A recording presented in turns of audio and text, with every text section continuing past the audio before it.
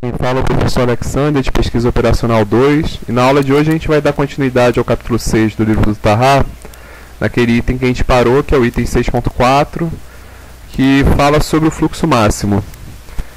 Lembrando, né, a recomendação, sempre dê uma lida com calma em todo o texto do livro, e aí vão assistindo essa videoaula em paralelo, mais para esclarecer as dúvidas mesmo.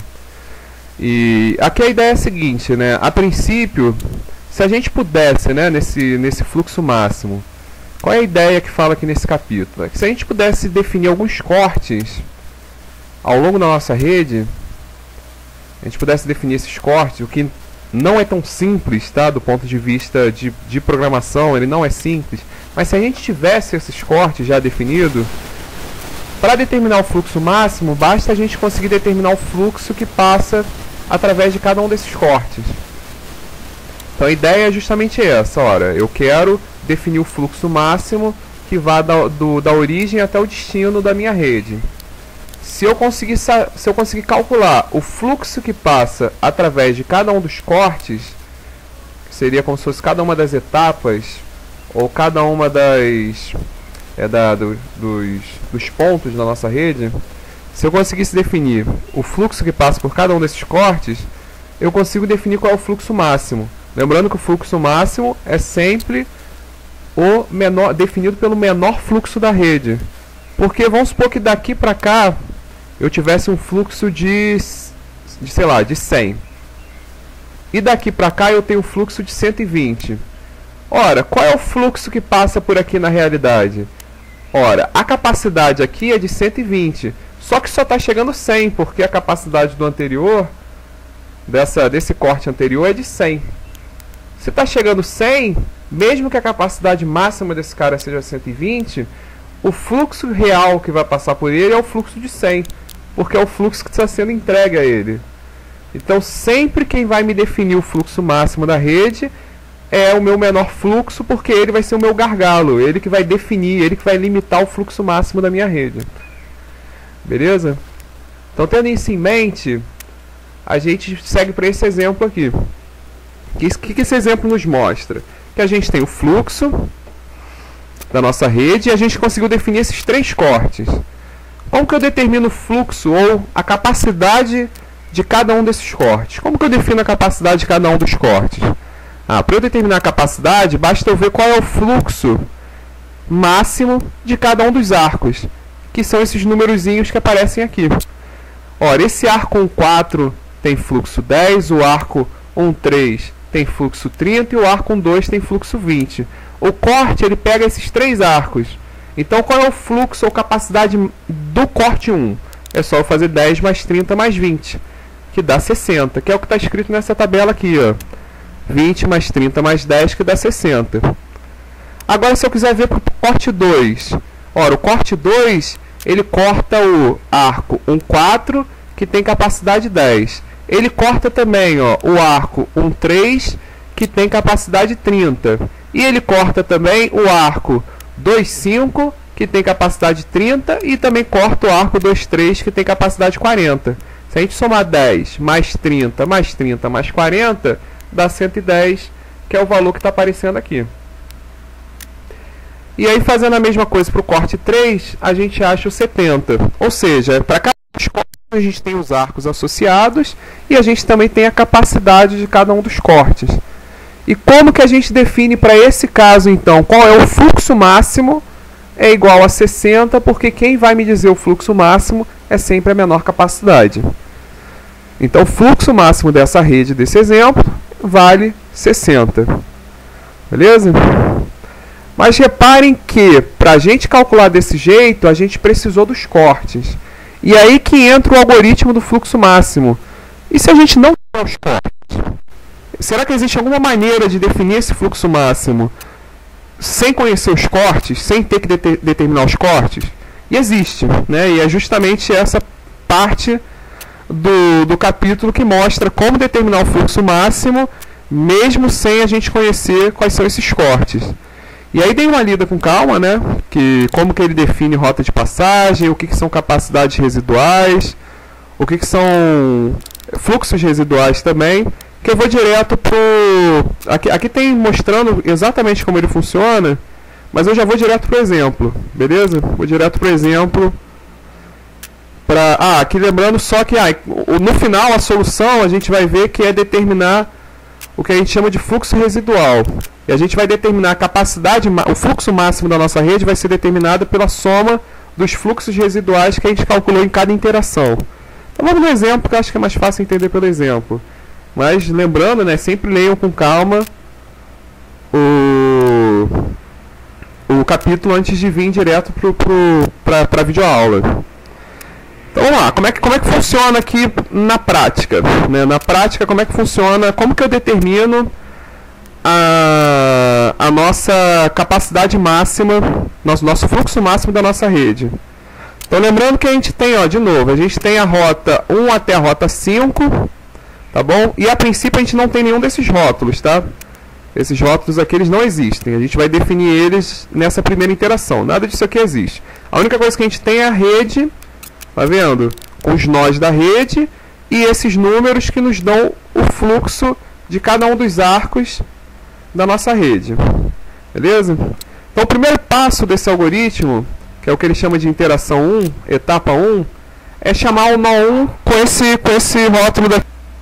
Então o que nos dá essa etapa 1? Ela nos dá esse infinito e esse traço, que é o que a gente vai colocar aqui, o nó 1, infinito, traço. O que significa o infinito? O infinito é o fluxo, o maior fluxo para se chegar no nó 1. A gente considera ele igual a infinito porque depois a gente vai começar a procurar o fluxo mínimo. Vocês vão entender depois pela interação. Mas a princípio esse traço daqui é dizendo que ele não vem de nenhum nó. Então é assim que a gente sempre vai rotular o nó 1 da nossa rede. A gente sempre vai rotular ele como infinito, traço. E aí como é que a gente define os outros nós? Ele diz o seguinte, na etapa 2 a gente tem que ver todos os fluxos que são diferentes de zero. Então, por exemplo, saindo do nó 1, quais são os fluxos saindo do nó 1 que são diferentes de zero? É o 10, é o 30 e é o 20. Sendo que esse 20 daqui, então a gente tem o 10, o 30 e o 20. Então, a gente consegue chegar ao nó 2, ao nó 3 e ao nó 4, porque o fluxo para eles é diferente de zero. E é o que a gente fala aqui. Então, S1, que são os nós que a gente consegue alcançar do nó 1, é o nó 2, 3 e 4. Como ele é diferente de vazio, a gente pode determinar, que é o próximo passo, qual é o maior deles. Qual é o maior? É o 10, o 20 ou o 30? É o 30. Se o 30 é o maior, então a gente vai escolher a rota que sai do 1 e vai até o 3.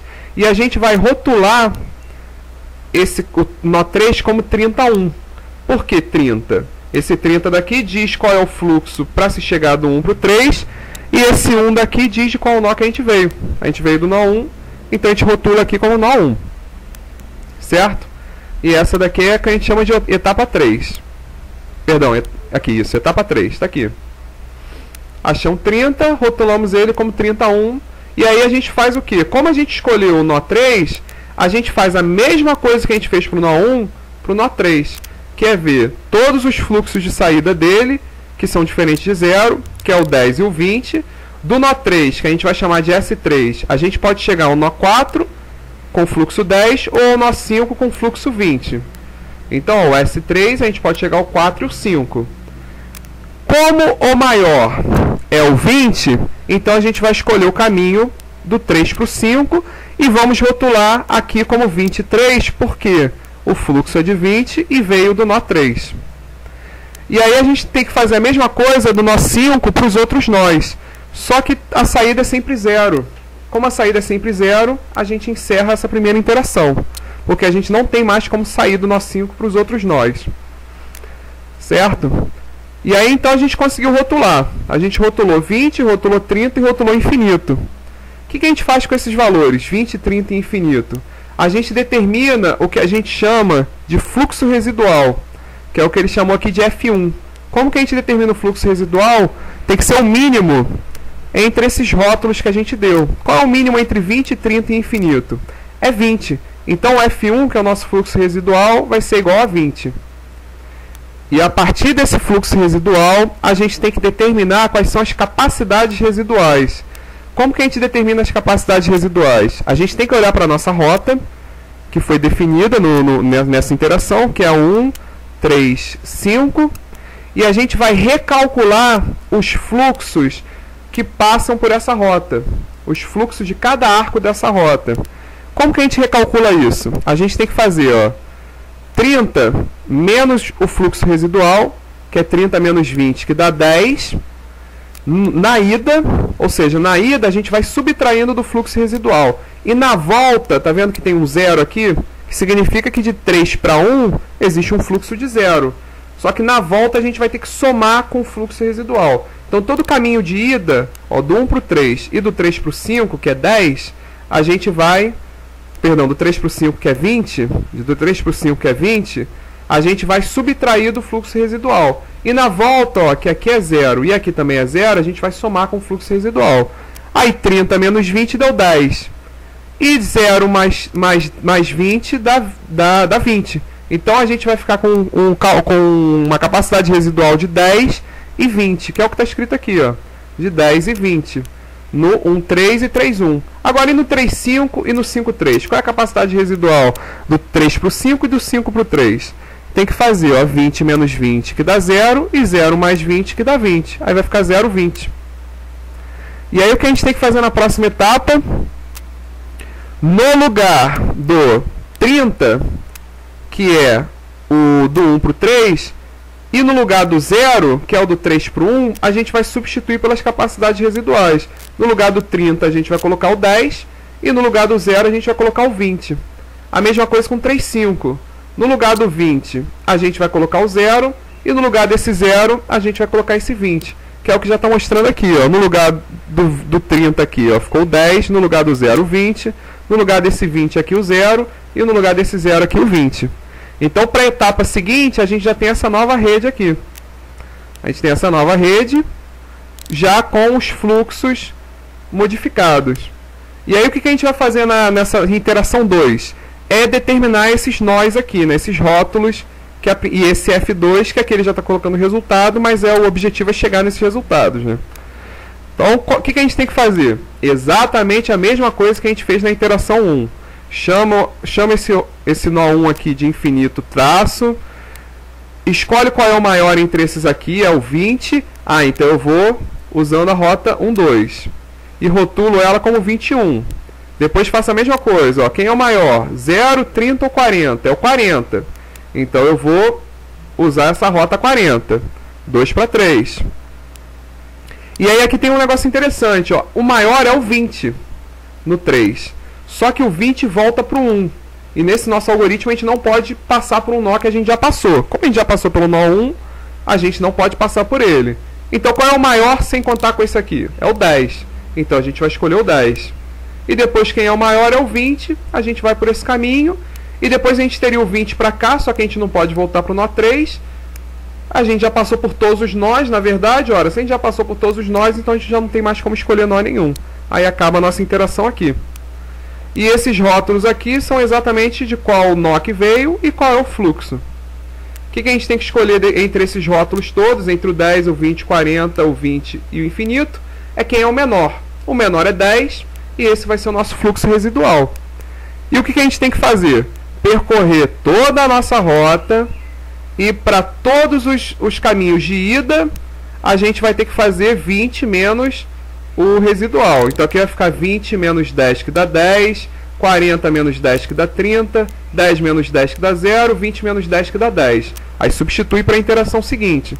E no caminho de volta, a gente tem que fazer 0 mais 10 que dá 10, aqui é 5 mais 10 que dá 15, 0 mais 10 que dá 10 e 0 mais 10 que dá 10. E substitui todos esses valores na interação seguinte, ó, que está aqui.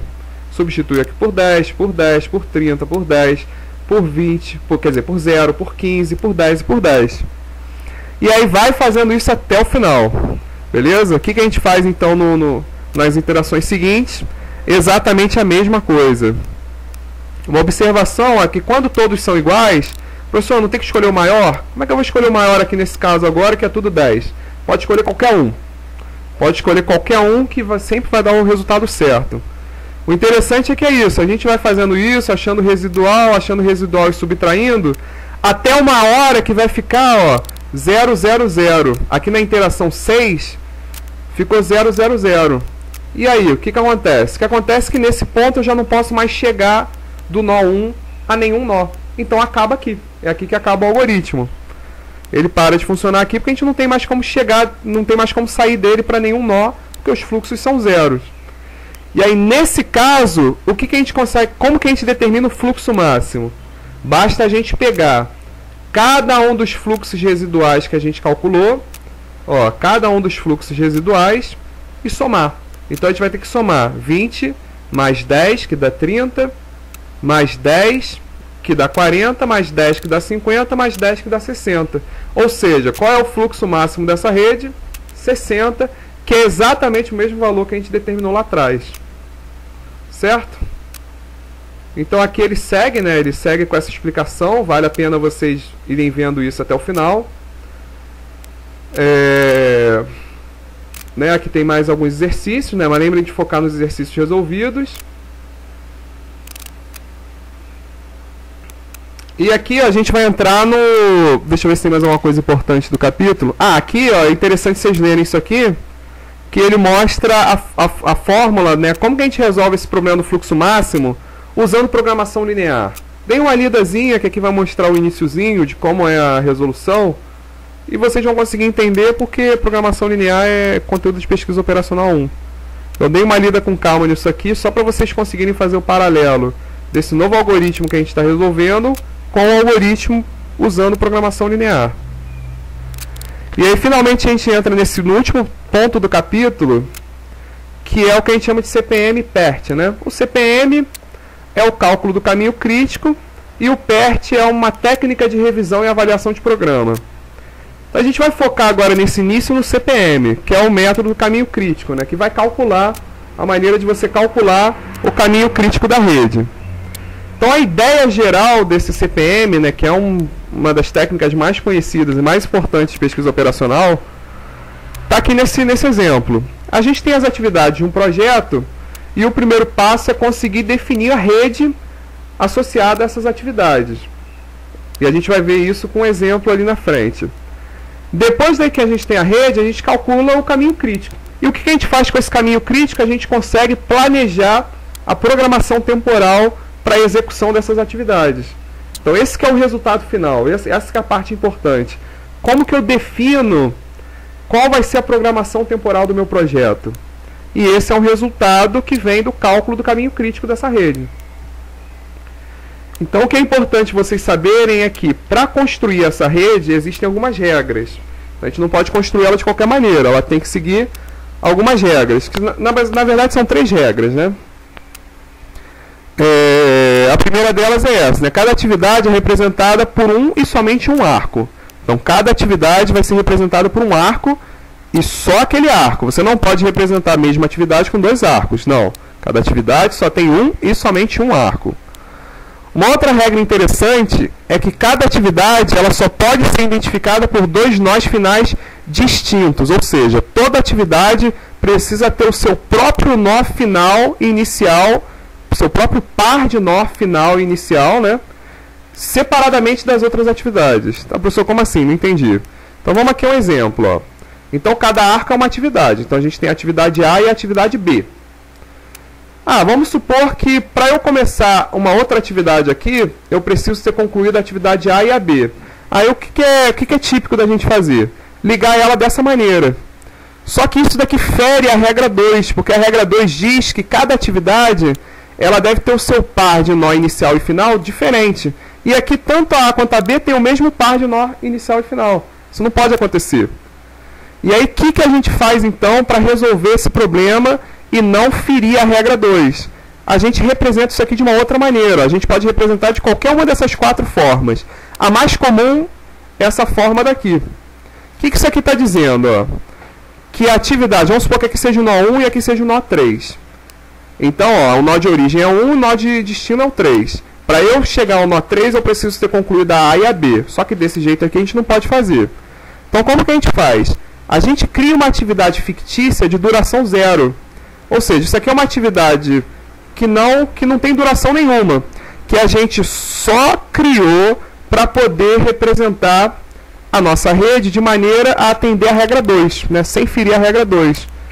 que aí a gente passa aqui, ó, para começar, para chegar ao nó 2, a gente precisa concluir a atividade 1, atividade A, e depois dela a gente vai até, a gente tem uma outra atividade que não existe, para chegar ao nó 3. E aí a gente fica certinho, ó, o nó 3, para chegar nele, chega do B, e o A acaba chegando nele também, porque do A ele vai para o 2 e daqui ele vai para o 3. Então a gente consegue, como a duração aqui é 0, então o nó 3 está chegando uma atividade com duração dada pelo arco B, e também está chegando uma atividade com duração dada pelo arco A, porque essa duração mais 0 vai dar a própria duração do A. E aí a gente consegue dessa maneira representar isso daqui, só que segundo a regra 2, onde cada um dos arcos eles têm o seu próprio par de nó final inicial, tá vendo? O par do arco da atividade A é 1, 2 e o da atividade B é 1, 3. São pares diferentes, mas que o significado é o mesmo. Para eu começar a atividade seguida do nó 3, eu preciso ter concluído tanto a atividade B quanto a atividade A. E aqui tem outro exemplo interessante, que ele mostra o seguinte, que existe também, pela regra 3, uma relação de precedência correta. Então isso daqui vem desse exemplo aqui, ó. Vamos considerar o seguinte projeto. Para eu começar a atividade C, eu preciso ter concluído tanto a A quanto a B. E para eu começar a atividade E, eu só preciso ter concluído a atividade B. Ou seja, para eu começar a C, eu preciso concluir a A e a B, e a E eu preciso concluir apenas a B. E aí ele representou a princípio desse jeito. E desse jeito, como está aparecendo aqui, dá a entender o seguinte, que para eu começar a C, eu preciso ter concluído tanto a A quanto a B, o que está correto. Só que daqui também mostra que para eu começar a E, eu preciso ter concluído tanto a A quanto a B, o que está incorreto, porque no exemplo ele quer o quê? Eu posso começar a atividade E quando concluir apenas a B. Eu não preciso concluir a A para começar a E. Só que do jeito como está aqui, está mostrando que eu precisaria ter concluído as duas. Então essa relação de precedência aqui está incorreta. Qual é a relação de precedência correta desse nosso exemplo que garanta todas as regras do cálculo do caminho crítico? Ou da rede para o cálculo do caminho crítico? É como mostra aqui, ó. Para eu começar a atividade E, eu preciso ter concluído a atividade B. E aí cria-se uma atividade fictícia, D, de duração 0, e aí como é que fica? Para eu começar a C, eu preciso ter concluído tanto a A quanto a B, que é exatamente como mostra no exercício. Então, essa é a forma correta da gente ilustrar essa rede desse exemplo daqui, e essa daqui é a forma incorreta, isso aqui está incorreto. Certo? E aí a gente vem aqui um exemplo interessante de como construir a rede. E aí aqui ele está falando sobre uma atividade de produção de um livro, aqui tem todas as atividades, e aqui ó, mostra as relações de precedências, ou seja, quais são as atividades predecessoras. Por exemplo, para eu começar a ABCD, eu posso começar no início do projeto se eu quiser. Agora eu só posso começar a atividade E depois de ter concluído a atividade A e B. Eu só posso começar a F depois de ter concluído a E. E aqui mostra a duração de cada atividade em semanas. E aí, como que a gente constrói essa rede? Está ilustrado aqui, ó. A gente tem o nó inicial, o nó final, e saindo de cada um desses nós, a gente tem os arcos, que são cada uma das atividades. Então a gente tem a atividade A, B, C e D, e aqui a gente tem as durações delas que mostram lá na nossa tabela. E aí, o que é interessante? Ver que essas atividades, elas não têm nenhuma atividade predecessora. A, B, C e D, elas não têm atividade predecessora. Agora, a atividade E, ela depende tanto da A quanto da B. Então, ela depende tanto da atividade A quanto da atividade B. Ah, eu posso ligar as duas diretamente aqui nesse nó? Não pode por causa da regra 2. E aí a gente faz exatamente aquilo que a gente viu lá atrás. A gente cria uma atividade fictícia, aí cria um nó 2 aqui, justamente para fazer esse caminho aqui, tá vendo? Certinho, esse caminho aqui, e tem um outro caminho que tem a mesma relação de precedência, que diz que a atividade E só pode começar depois de ter concluído a A e a B. Só que aí a gente não fere a regra 2, porque a gente está criando ó, um arco só para a atividade 3, e ele não está seguindo o mesmo arco da atividade B. um arco só da atividade A. Ele não está seguindo o mesmo arco da atividade B. Entendeu? E aqui a gente constrói, isso aqui é a rede completa daquela tabela. Né? Dei uma lida nisso com calma, vão conferindo para ver se vocês não vão ter dúvida. E aqui a gente constrói a rede completa, definindo cada uma das atividades, com a duração de cada uma das atividades e também explicitando a relação de precedência entre as atividades. Por exemplo, para eu começar a atividade I, eu preciso ter concluído a atividade G e a atividade H. Para eu começar a atividade J, eu preciso ter concluído a atividade I e a atividade C. E assim por diante, tudo isso construído baseado nessa tabela do problema. E aí, como que eu calculo o caminho crítico? Nesse caso aqui ele é bem simples. O que é o caminho crítico na prática?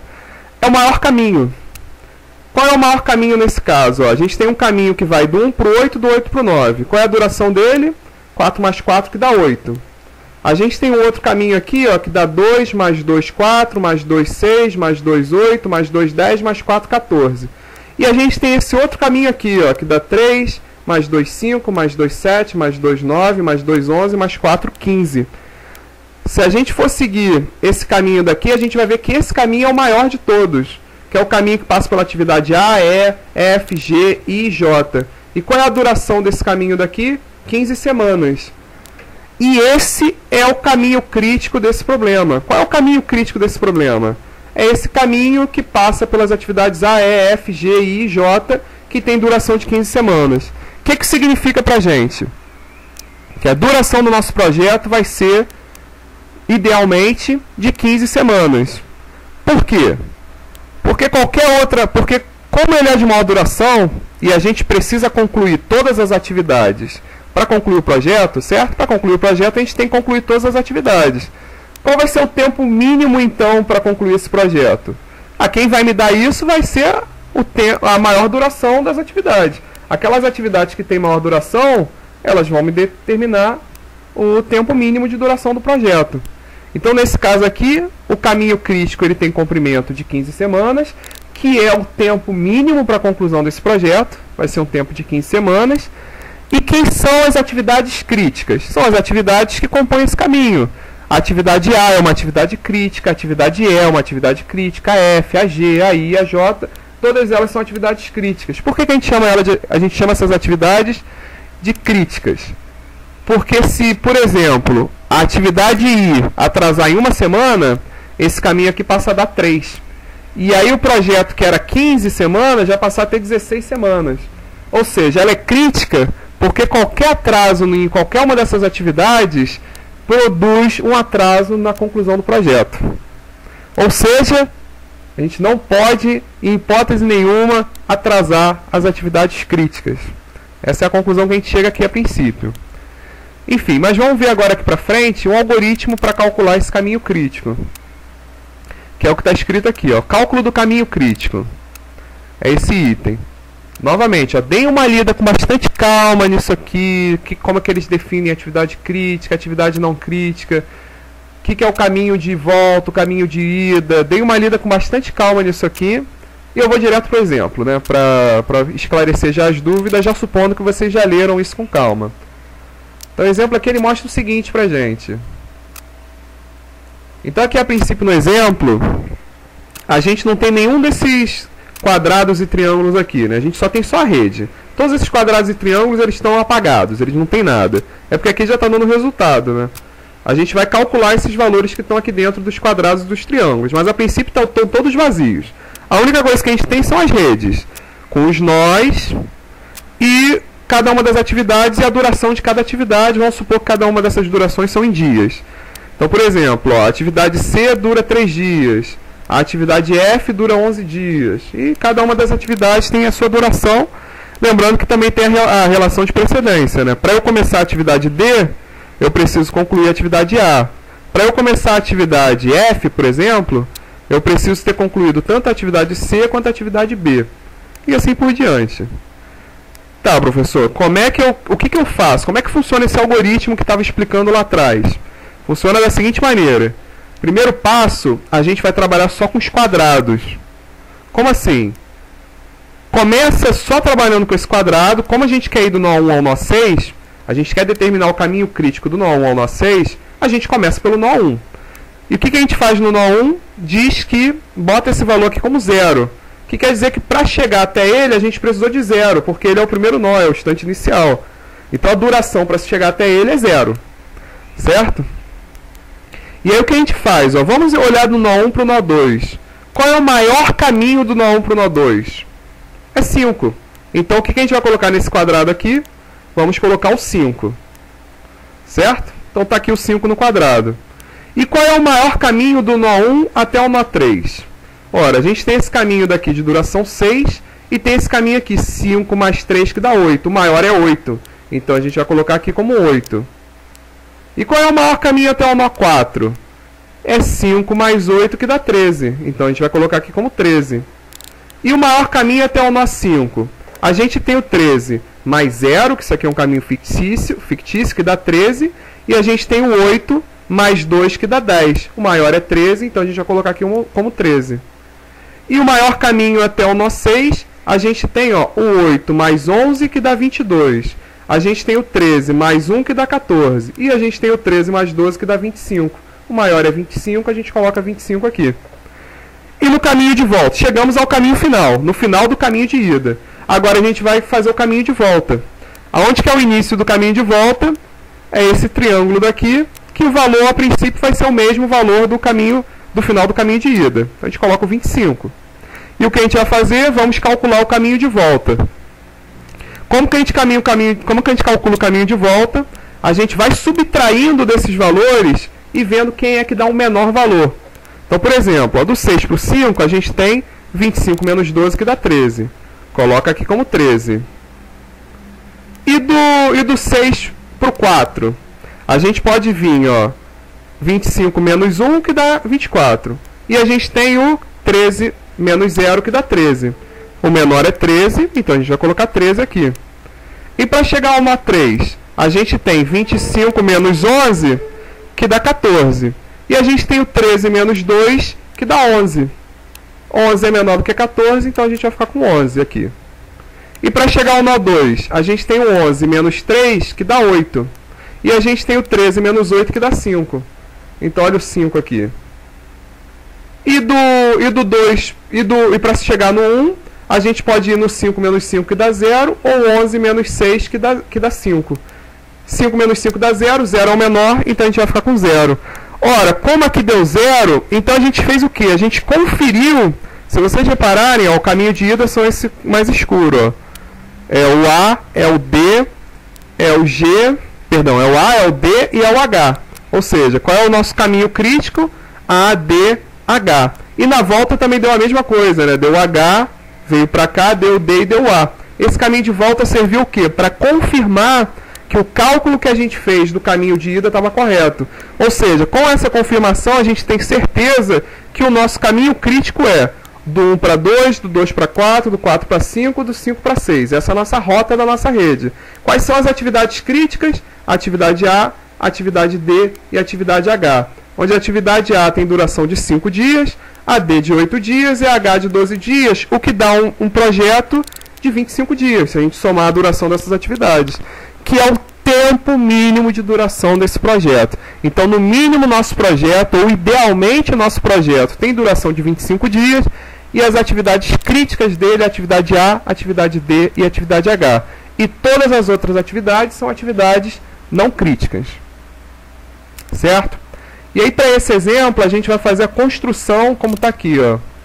Construção da nossa programação temporal. Então, a partir do cálculo do caminho crítico, a gente consegue fazer o programa de execução do projeto, que é exatamente o que está mostrando aqui, ó. Então, leiam com calma isso e eu vou direto ao gráfico, né? A análise da programação temporal. Então, olha só, olha as nossas atividades críticas aqui, ó. A, D e a H, desse exemplo daqui. A, D e a H. E a duração dela, 5 dias, 8 dias, 12 dias, que dá um total de 25 dias. Elas são as nossas atividades críticas. Elas vão ter que ser prioridade. Quando terminar essa, tem que exatamente começar essa. Tudo certinho, porque qualquer atraso dessas atividades empurra nosso projeto em mais dias, além daqueles 25 dias planejados. E as outras atividades? As outras atividades são atividades não críticas. Significa que a gente tem uma folga. Por exemplo, a folga, ó, ele até calculou aqui a folga. O B pode começar, por exemplo, do 0 e ele pode terminar até o dia 11, tá vendo? Apesar dele ter duração de 6 dias, a gente pode começar ele um pouquinho mais atrasado, ou então começar ele um pouquinho mais adiantado, e consequentemente a gente vai terminar ele mais adiantado. E aí a gente define a forma de operação dessas atividades de maneira a dar prioridade às atividades críticas. Justamente porque essas atividades não críticas, elas têm folga. Então aqui está mostrando exatamente o intervalo onde pode começar e terminar, no mínimo e máximo de começar e terminar cada uma dessas atividades. E aí com isso dá a ideia da folga, né? Como ela tem aqui um intervalo de 11 dias e a duração dela é de 6, ela tem uma folga de 5 dias aí para mais, né? Entre mais e menos aí, né? De início e conclusão do projeto, mas ela tem a folga total aí de 5 dias. E aí aquilo, aqui no C, por exemplo, mostra que se eu, por exemplo, terminar o B aqui, eu posso começar o C logo no dia, né, logo no dia seguinte a ter terminado o B, né? Mas se eu começar, por exemplo, o B um pouco mais atrasado, aí eu teria que começar o C um pouquinho mais atrasado. Perdão, acho que o C ele não tem relação nenhuma com o B nesse caso, né? Deixa eu ver aqui no exemplo. O B e o C eles não têm relação nenhuma, né? Seria o caso com o E, né? Tanto o E depende tanto do C quanto do B. Então vamos olhar para o E. O E tem duração de 2 dias. O B e o C eles podem terminar até aqui, que eu ainda vou conseguir concluir nesses 2 dias e vou conseguir encerrar tudo dentro do prazo. Mas reparem que mesmo tendo folga, a gente tem que tomar cuidado para não dar um intervalo maior e acabar que as atividades não críticas terminem depois das atividades críticas, né? Mas enfim, o importante é vocês observarem que a gente tem uma folga. Já as atividades críticas não tem folga. Certo? Então leia aqui com calma que vocês vão entender direitinho. Deem uma lida nessa parte de determinação das folgas, o que é a regra da bandeira vermelha. Deem uma lida nisso tudo com calma. Mas a ideia é essa. A partir do cálculo a gente consegue determinar o nosso cronograma, né, o nosso tempo de execução das atividades do projeto. Aqui tem a formulação, né, de programação linear para o CPM, ou seja, como que a gente determina o caminho crítico usando programação linear.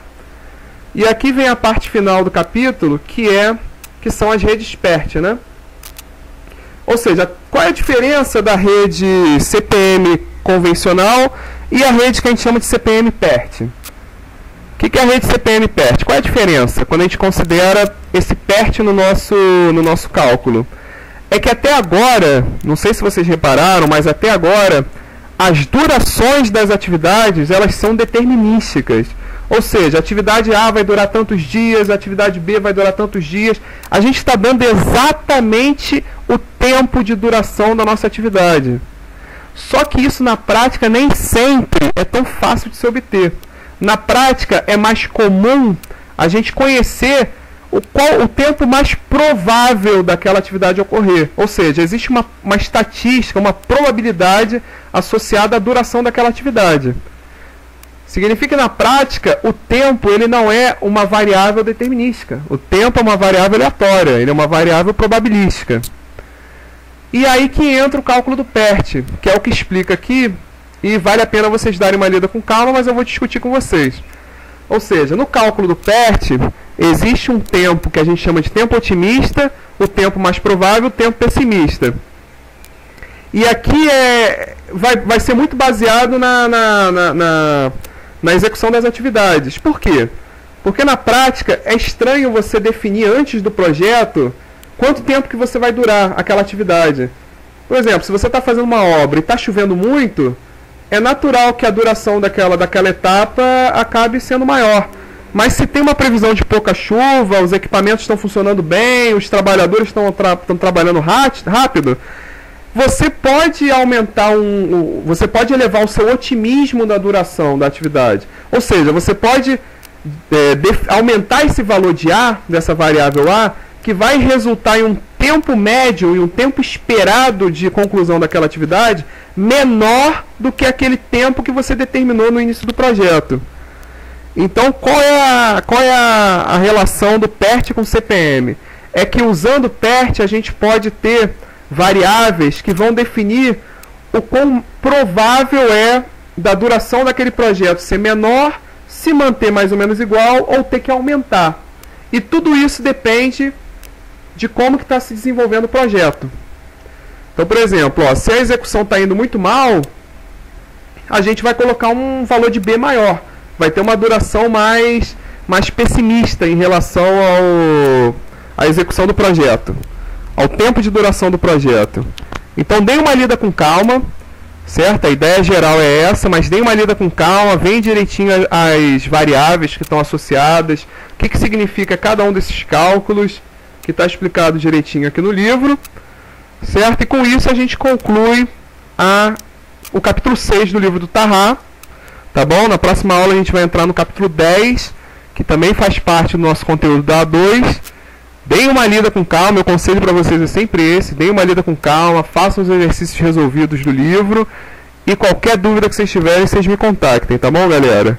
Muito obrigado e bons estudos!